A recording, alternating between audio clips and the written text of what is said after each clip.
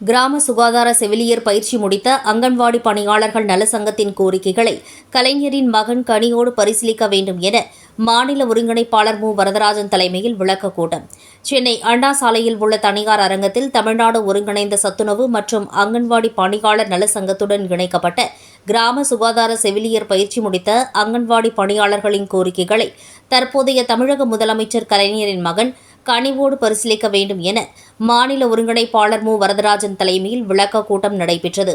அப்போது அவர் கிராம சுகாதார செவிலியர் பயிற்சி முடித்தவர்களுக்கு பணி வழங்காமல் உள்ள 3 மற்றும் 4ஆம் பேட்சுகளில் உள்ளவர்களுக்கு 10ஆம் வகுப்பு மதிப்பெண்களை கணக்கிடாமலும் அதேபோல் ஆதி திராவிடர் பிற்படுத்தப்பட்ட வகுப்பை சார்ந்தவர்களுக்கு 50% குறைத்து அவர்களுக்கு பணி வழங்கிட வேண்டும்.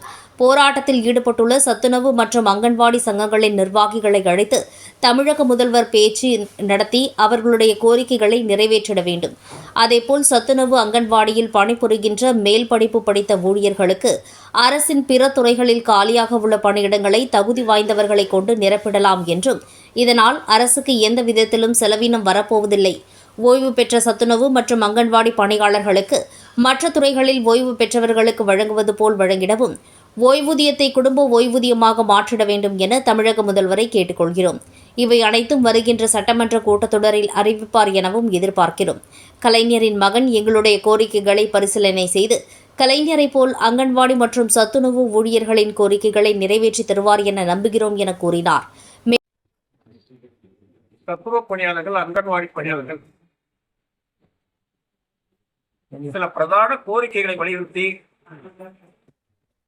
அனைத்து மாவட்ட தலைநகரங்கள்ல காத்திருப்பு போராட்டத்தில் இன்னைக்கு இருக்கிறாங்க. காத்திருப்பு போராட்டம் நடந்துகிட்டு இருக்க இந்த நேரத்துல அண்மையிலே ஒரு ஓரிரு தினங்களுக்கு முன்னதாக ஒரு அமைப்பு மாண்புமிகு தமிழக முதல்வர் அழைச்சி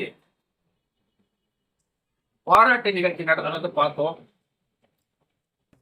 அந்த பாராட்டு நிகழ்ச்சியில இன்றைய மாண்புமிகு தமிழக முதல்வர் அவர்கள் இவ்வளவுக்கு காரணம் முத்தமிழர் கலைஞர் என கூறி அந்த மேடையில பேசுறாரு. ஆனா முத்தமிழர் கலைஞர் அவர்கள் என்று சொன்னாரே தவிர தகப்பனாரை சுட்டி காண்பித்து இன்றைய தினம் தளபதி அவர்கள் சுட்டி காண்பித்தது எங்களால் ஏற்றுக்கொள்ள முடியாத ஒரு விஷயமாக உள்ளது. முன்னாள் முதல்வர் முத்தமிழர் கலைஞர் அவருடைய பின்னால் அணிவகுத்து இந்த பாதைகளை செல்கிறேன் என இன்றைய தமிழக முதல்வர் அந்த விழாவிலே கூறுகிறார். இது மிகவும் வேதனைக்குரிய விஷயமாக உள்ளது. முத்தமிழர் டாக்டர் கலைஞர் அவர்கள் யாரோடு கூடா நட்பு கேடாய் விளையும் என்று கூறினார்கள். அந்த கூடா நட்பு கேடாய் விளையும் என்பவர்கள் கூட தான் இன்றைய தினம் மாண்புமிகு தமிழக முதல்வர் கைகோர்த்துக் கொண்டு அவர்களுடைய பாராட்டு நிகழ்ச்சியிலே பங்கேற்றார்கள் என்பது வேதனைக்குரியது. அதனால் தகப்பனாரை போல் நிச்சயமாக தமிழக முதல்வர் நடக்கிறார் என்பதை எங்களை போன்றவர்கள் ஏற்றுக்கொள்ள முடியாத அவலங்களை இன்றைய தினம் போராட்ட களத்தில் உள்ளவர்கள் அவர்களை அழைத்து குறைந்தபட்சம் மாண்புமிகு தமிழக முதல்வர் தலையிட்டு இந்த பிரச்சனைகளை பேசிக்கலாம். ஆனா யாரோட பேசுறாருன்னா கடந்த காலங்கள்ல நான் நீ என்று சொன்னால் உதடுகள் கூட ஒட்டாது. நான் நீ என்று சொன்னால் உதடுகள் கூட ஒட்டாது. நாம் என்று சொன்னால் தான் உதடுகள் கூட ஒட்டும். அப்படின்னா என்ன அர்த்தம்? அம்மான்னு சொன்னா உதடு ஒட்டும், கலைஞன்னு சொன்னா உதடு ஒட்டாது அப்படின்னு சொல்லி எந்த சங்கங்கள் அன்னைக்கு முன்னாள் முதலமைச்சர் முத்தமிழறிஞர் உங்களோட தகப்பனார் கலைஞர் முதலமைச்சர் இருக்க காலத்துல கலைஞர்னு சொன்னா நாக்கு ஒட்டாதுன்னு சொன்னவங்க போய் பாராட்டு விழா நிகழ்ச்சியில் நீங்க போய் பங்கேற்றது எங்களுக்கு பெரிய வேதனைக்குரியது. இன்றைய தினம் போராட்ட களத்தில் நிற்கக்கூடிய இந்த அமைப்புகள் தான் உண்மையிலேயே உங்களுக்கு விசுவாசமானவர்கள் என்பதை தாங்கள் உணரவில்லை என்பது வேதனைக்குரிய விஷயம். அதை நான் இந்த நேரத்திலே சுட்டிக்காட்ட விரும்புகிறேன். அதனால்தான் இன்றைய தினம் வைக்கக்கூடிய பேனரில கூட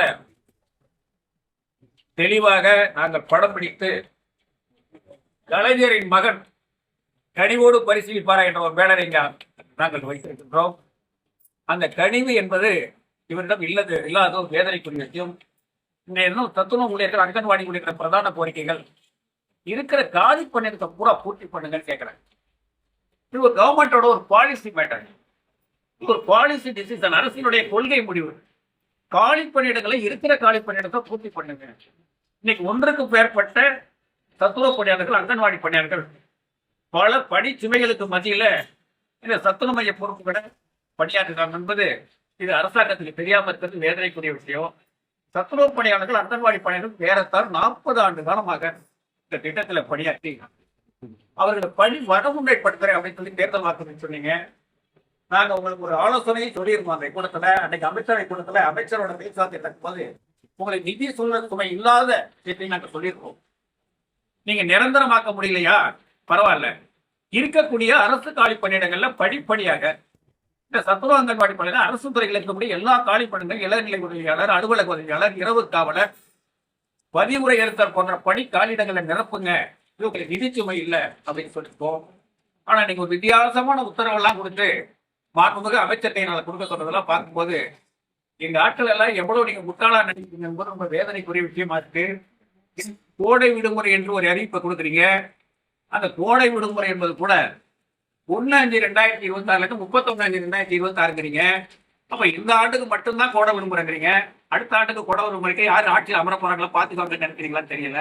இதெல்லாம் ரொம்ப ரொம்ப இந்த பணியாளர்களை வெந்த புண்ணில் வேலை பார்த்துவது போல் வரும்.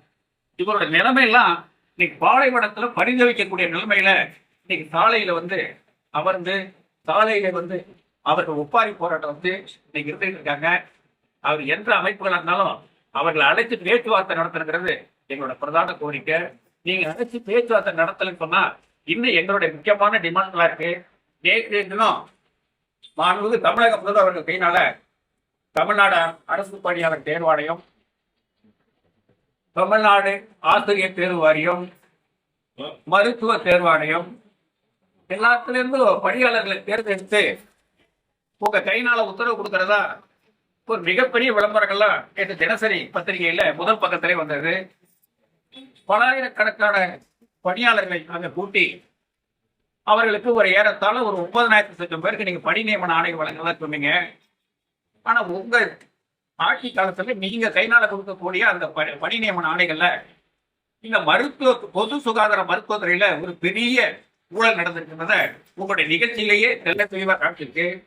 ஏறத்தாழ 45 தனியார் மாணவிகளுக்கு அழைப்பு கொடுத்து சான்றிதழ் சரிபார்த்து விட்டு அவங்க சரியானவங்க சொல்லி கொண்டாந்து உங்க கையில உத்தரவு கொடுக்க போறேன்னு சொல்லிட்டு, ஆனா உங்க நிகழ்ச்சிக்கு உள்ள வந்த பிறகு அது தவறுன்னு சொல்லி உங்களோட மருத்துவ துறையே ஒப்புக்கொண்டது என்பது மிகுந்த வேதனைக்குரிய விஷயம். அது மிகப்பெரிய ஒரு ஊழல் நடந்திருக்கிறது. இது மட்டுமல்ல, இதை விட ஒரு பெரிய முட்டாள்தனமான வேலை, பணியாளர்களே அங்கன்வாடி பணியாளர்களை கிராம சுகாதார செவிலியர் பயிற்சிக்கு அனுப்புனீங்க. இந்த கிராம சுகாதார செவிலியர் பயிற்சிக்கு அனுப்பிட்டு அவங்களுக்கு போகும்போது எம்ஆர்பிங்கிறதே இல்லை. ஆனா ஏறத்தாழ 1.5 ஆண்டு காலம் அவங்க பயிற்சி இருந்த காலத்துல அவர்களுக்கு எம்ஆர்பி என்ற உத்தரவு அதுக்கு பிறகுதான் வருது. ஆனா அவங்களை எம்ஆர்பி முறையில 10ஆம் வகுப்பு மதிப்பெண் பட்டியலையும் ஜாதியின் அடிப்படையில எந்த துறையிலுமே இல்லாத அளவுக்கு இன்னைக்கு மருத்துவத்துறையில 77% ஆசிரியர் திறனாளர்கள்னா ஒரு தமிழ்நாடு ஆசிரியர் தேர்வாயில கூட இல்லை. இது மாதிரியான குளறுபடியான விஷயங்களை உருவாக்கி நீங்க இந்த நிலைமையை உருவாக்கி இருக்கிறீங்க. நாங்கள் ஓரிரு தினங்கள் காத்திருக்க சொல்லியிருக்கீங்க. நாங்கள் ஓரிரு தினங்கள் காத்திருக்கிறோம். அவர்கள்லாம் சாலையில படுத்து அவர்கள் இறந்ததாக மாலை போட்டுக்கொண்டு படுத்திருக்கிறார்கள். ஆனால் நாங்கள் எங்களை பொறுத்தவரை இன்னும் ஓரிரு தினங்களில் செய்த உயர்நீதிமன்றத்தை நாடுவோம். இந்த அங்கன்வாடி பணியாளர்கள், கிராம சுகாதார செவிலியர்கள் பாதிக்கப்பட்டவர்களுக்காக நிச்சயமாக இந்த அரசை எதிர்த்து ஓட்டை நோக்கி வாடகை கட்டி போராட்டம் நடத்த திட்டமிட்டிருக்கோம் என்பதை இந்த நேரத்தில். மேலும் இந்த விளக்க கூட்டத்தில் நலசங்கத்து நிர்வாகிகள் மற்றும் உறுப்பினர்கள் கலந்து கொண்டனர்.